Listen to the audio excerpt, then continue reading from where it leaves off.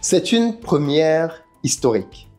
Le Sénégal a choisi de ne pas renouveler son accord de pêche avec l'Union européenne. S'agit-il d'une décision courageuse, risquée ou alors une mauvaise décision pour le Sénégal? Quelles sont les raisons derrière ce choix et surtout quelles seront les conséquences pour chacune des parties? On décrypte tout dans cette vidéo. Nous allons donc dans cette vidéo entrer en profondeur et explorer l'historique de cet accord-là, analyser les chiffres et comprendre pourquoi cette décision est un tournant décisif pour le secteur de la pêche au Sénégal.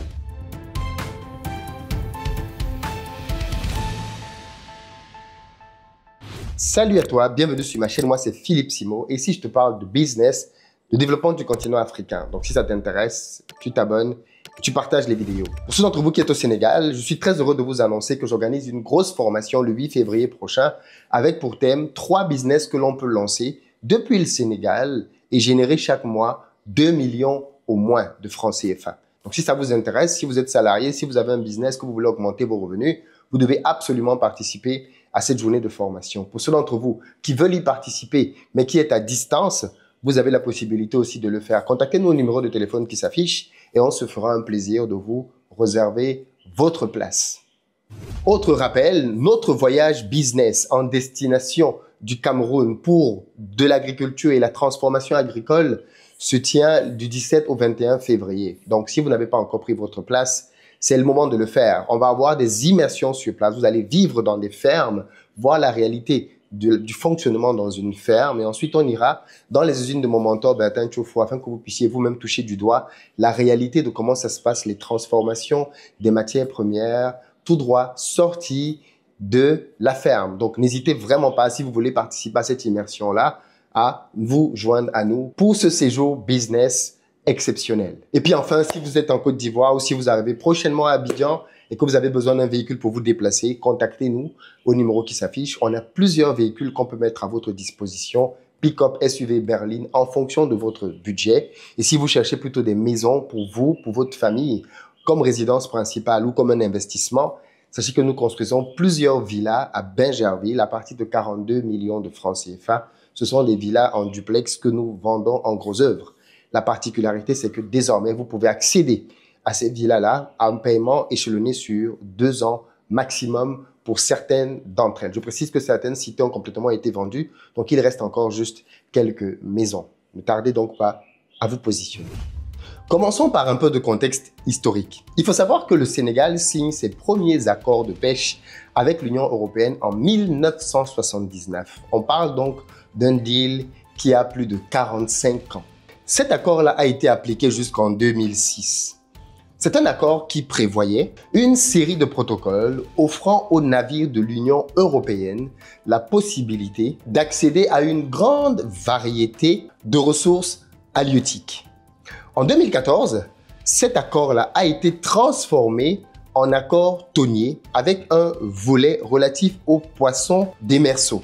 Il s'agissait cette fois-là d'un accord sur 5 ans tacitement reconductible. Cet accord était valable jusqu'au 19 novembre 2024 et n'a pas été renouvelé. Que s'est-il donc passé? Déjà, il faut savoir que chacune des deux parties dit haut et fort que c'est elle qui a dénoncé cet accord. Tout a commencé lorsque le ministre sénégalais de l'enseignement supérieur, Abdourahmane Diouf, a déclaré lors d'un meeting du PASTEF que nos amis de l'Union européenne ont organisé une conférence de presse pour dire au monde entier qu'ils ont décidé de ne plus signer les accords de pêche avec le gouvernement du Sénégal. C'est une contre-vérité absolue. C'est le gouvernement du Sénégal qui a donné le signal depuis longtemps pour leur dire que nous ne pouvons pas continuer à signer avec eux des accords de pêche qui vont appauvrir les pêcheurs du Sénégal. La veille, l'Union européenne avait annoncé que le protocole de mise en œuvre de l'accord de pêche entre le Sénégal et l'Union européenne, venant à terme le 17 novembre 2024, 5 ans après le début de son application,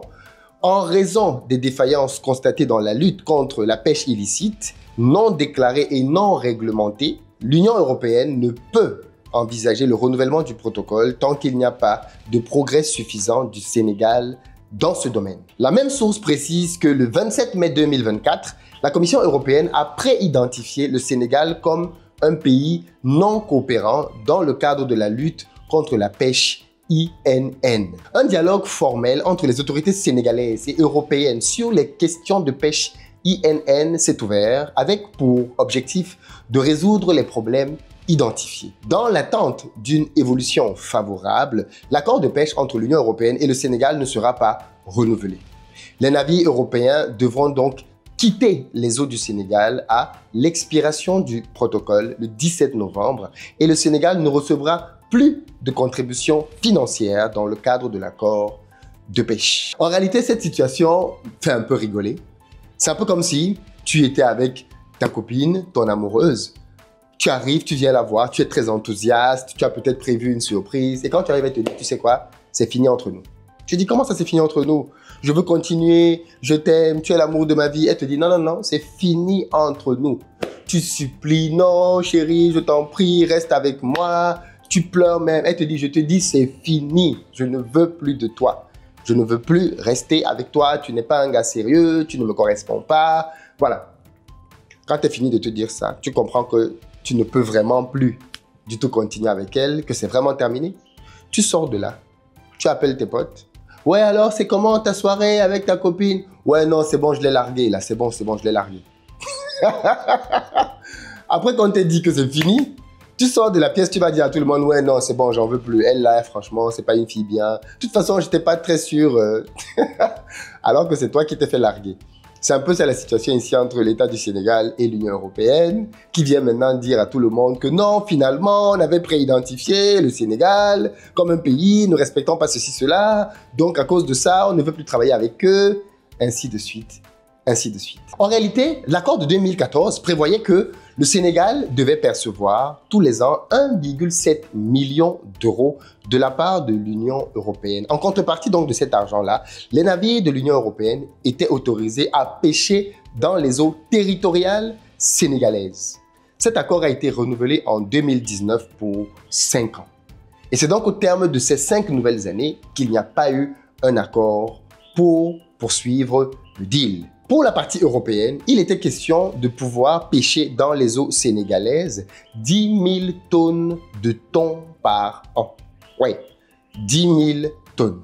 Le protocole prévoyait la possibilité de pêche pour 28 tonniers senneurs congélateurs, 10 canneurs et 5 palangriers d'Espagne, de Portugal et de France. Il autorisait aussi la capture de 1750 tonnes de merlu noir par an pour 2 chalutiers espagnols. Mais était-ce un bon deal pour le Sénégal? Je ne pense pas. Mais je reviendrai là-dessus dans une prochaine vidéo pour vous expliquer pourquoi je pense que ce deal-là n'avait pas été bien négocié pour l'État du Sénégal. Dans tous les cas, la ministre de la Pêche, Fatou Diop, a fait des révélations fracassantes. Elle a dit ceci. Au terme de la durée d'exécution de l'accord de pêche, le Sénégal n'a reçu qu'un montant global de 9,9 millions d'euros, soit 6,5 milliards sur les 10 milliards prévus pour la période 2019-2024. Et avec les reliquats et redevances, cela ne va pas dépasser les 7 milliards de francs CFA. C'est-à-dire qu'il y a un deal disant qu'on doit percevoir 10 milliards, qui n'est déjà pas une somme conséquente, comme on le verra plus tard. Mais en plus, les mêmes 10 milliards ne sont même pas versés entièrement.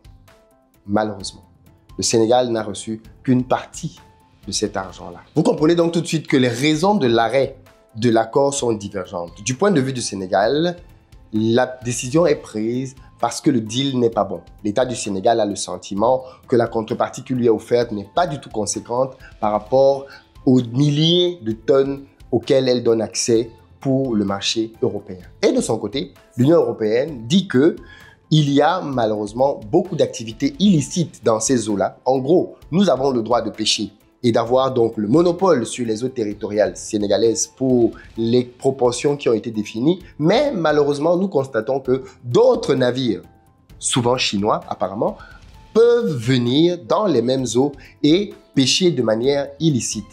Ce qui, bien évidemment, pose problème parce que c'est à l'État du Sénégal d'assurer la sécurité de ces eaux et de s'assurer que personne d'autre ne vient manger là où nous, l'Union européenne, nous sommes supposés venir manger. Donc, dans ces conditions-là, nous ne pouvons pas renouveler l'accord avec le Sénégal. Voilà la divergence. Il y a d'ailleurs eu un communiqué de presse qui a été rédigé de la part du Sénégal, ministère des Pêches, des Infrastructures maritimes et portuaires.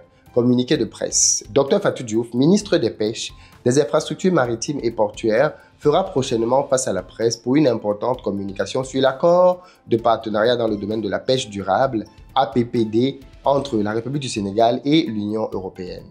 En effet, le protocole d'application de l'accord, signé le 18 novembre 2019 pour une durée de 5 ans, arrive à terme le 17 novembre 2024 à minuit. Le ministre profitera de cette occasion pour rappeler et clarifier les nouvelles orientations stratégiques du gouvernement pour une gestion durable de nos ressources halieutiques, tout en mettant en avant les intérêts nationaux. La date vous sera communiquée ultérieurement.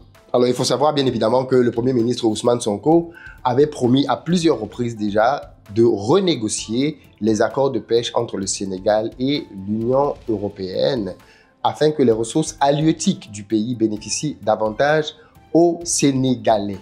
Il avait d'ailleurs continué en annonçant par la même occasion qu'avec l'élection du président Bassirou Diomaye Faye, le Sénégal a déjà informé l'Union européenne de sa volonté de réviser ces accords afin d'assurer qu'au moins 80% des ressources de pêche profitent au Sénégal. En fait, c'est ça l'absurdité de la chose. Nous sommes dans des pays dans lesquels nous n'avons pas assez de nourriture. Nous autorisons des gens à venir pêcher chez nous et à aller vendre sur le marché européen. Ça fait quel sens? Tes propres populations meurent de faim. Ça veut dire que tu peux faire un deal dans lequel le gars vient, il pêche et il nourrit ta population. Si tu n'as pas les moyens, les ressources, la technicité pour aller toi-même dans ces eaux profondes pour aller faire de la pêche, eh bien, c'est pas grave. Tu peux faire un deal dans lequel, effectivement, ils viennent avec leur technicité, ils pêchent, ils vendent à ton pays et le reste, un surplus, éventuellement, est revendu, effectivement, dans le marché de l'Union européenne. Là, ça fait sens. Mais tu ne peux pas être le Sénégal, tu as des eaux, tu as du poisson dedans, ta population n'en a pas assez, tu autorises quelqu'un de ta venir prendre ce poisson, à aller le vendre chez lui à des prix ridicules. Parce que les prix qui ont été proposés au Sénégal sont très faible. Comme je l'ai dit, je reviendrai dessus dans une prochaine vidéo en comparant simplement l'accord de pêche qui a été conclu avec le Sénégal avec un autre accord de pêche, celui qui a été conclu avec le Maroc. Et vous verrez bien le gap en termes d'offres que l'Union européenne était prête à proposer au Maroc, par exemple, qui d'ailleurs est un pays qui partage les mêmes eaux que le Sénégal. Afin de clarifier, qu'est-ce que la pêche INN? La pêche INN, c'est la pêche illicite, non déclarée et non réglementée, ou encore pêche illégale simplement. Elle désigne toute activité de pêche menée en violation des lois et réglementations nationales ou régionales. Cela inclut la pêche pratiquée par des navires sans autorisation dans des zones maritimes relevant de la juridiction d'un État. La pêche INN est généralement pratiquée en haute mer dans des zones côtières des pays où la réglementation et les contrôles sont plus faibles. Si vous vous rappelez, dans une précédente vidéo dans laquelle je parlais du business de la vente des armes aux pays africains, j'avais relevé le fait que le Sénégal était un gros contributeur, et ceci par le fait qu'il avait acheté justement des navires qui lui permettaient de faire des patrouilles maritimes, notamment pour combattre ce problème. Que gagne et que perd donc le Sénégal dans ce deal? Déjà de l'argent, puisque comme je l'ai dit tout à l'heure, au travers de ce deal, l'Union européenne versait de l'argent, 1,7 million d'euros, normalement, à l'État du Sénégal chaque année. Désormais, cet argent ne sera plus versé. Il reviendra donc au Sénégal de trouver un autre moyen de pouvoir valoriser ses eaux territoriales. Mais attention, d'après l'Union européenne, sur cette période de 5 ans, les captures de la flotte européenne dans les eaux sénégalaises représentent moins de 1% des captures totales déclarées et réalisées par l'ensemble des flottes dans les eaux sénégalaises, soit près de 10 000 tonnes de poissons. Donc en gros, l'Union européenne dit, en fait, ce que nous avons pris, nous, c'est rien, c'est ridicule par rapport à tout ce que d'autres ont pu prendre dans les eaux sénégalaises. Mais il faut le préciser, en dehors du Sénégal, l'Union européenne a aussi des accords de pêche avec le Cap-Vert, la Guinée-Bissau, la Mauritanie, le Gabon, Sao Tomé. Comment expliquer que tous ces pays-là, individuellement, aillent signer des accords avec l'Union européenne? Je reviendrai dessus. Pour moi, ça ne s'explique pas. Ce n'est pas pertinent, ce n'est pas le meilleur moyen de faire un deal. Tu ne peux pas avoir une quasi-trentaine de pays européens puissants, économiquement forts, qui s'associent, qui vous envoient un seul groupe de représentants pour négocier. Et en face, on a chaque pays africain faible, seul, individuel, qui vient avec sa petite équipe pour essayer de discuter et de négocier avec l'ogre. Ça ne fait pas sens de procéder ainsi. Mais bon, ça, comme je dis, ce sera l'objet d'une autre vidéo. Pour ce qui est des chiffres clés, en moyenne, les flottes européennes pêchent pour 150 millions d'euros de poissons par an dans les eaux sénégalaises. Parce qu'il faut bien le dire, le poisson qui est pêché dans les eaux sénégalaises est ensuite revendu sur le marché européen. Et les chiffres qui sont faits derrière sont juste extrêmement élevés. On peut donc voir facilement le manque gagné pour un pays comme le Sénégal. Dans tous les cas, cet accord est fortement dénoncé par les pêcheurs sénégalais. Il faut rappeler que la pêche concerne quand même plus de 600 000 personnes au Sénégal. C'est une activité donc cruciale qui fait vivre énormément de personnes. Et bien évidemment, toute cette pêche-là est très mal vue par les pêcheurs sénégalais. Mais au fond, tout ceci révèle dans notre problème. Toujours le même, l'Afrique vendeuse de matières premières. Pourquoi les pays africains comme le Sénégal ne pourraient pas eux-mêmes se disposer à aller chercher dans les eaux leurs propres poissons? De nos jours, avec toute la technologie disponible dans le monde entier, il est possible pour l'État du Sénégal d'acheter la compétence, d'acheter des experts, d'acheter des navires, de louer même des navires s'il le faut, pour aller dans ses propres eaux, faire sa propre pêche et derrière, vendre cette pêche-là au reste du monde entier. Il y a des gens dans le monde entier qui ont besoin des raretés, des variétés qui existent dans les eaux sénégalaises. Si le peuple sénégalais lui-même consomme une partie et qu'il y a une partie restante, mais que cette partie restante soit vendue au reste du monde entier. Il n'y a bien évidemment pas que l'Europe qui est intéressée par les poissons qui se trouvent dans les eaux sénégalaises. En tous les cas, le fait que les deux parties aient des divergences dans la manière d'expliquer qui est à l'origine de l'accord démontre bien qu'il y a des tensions sous-jacentes derrière ce dossier. Désormais, avec les nouvelles autorités sénégalaises, il y a une réelle volonté de se réapproprier économiquement l'avenir du pays et ceci passe bien évidemment par ce genre de décision. Les nouvelles autorités avaient annoncé la rupture. Le moins qu'on puisse dire, c'est que dans le domaine de la pêche, les résultats sont déjà visibles. Dans les commentaires, dites-moi ce que vous en pensez. Très bientôt.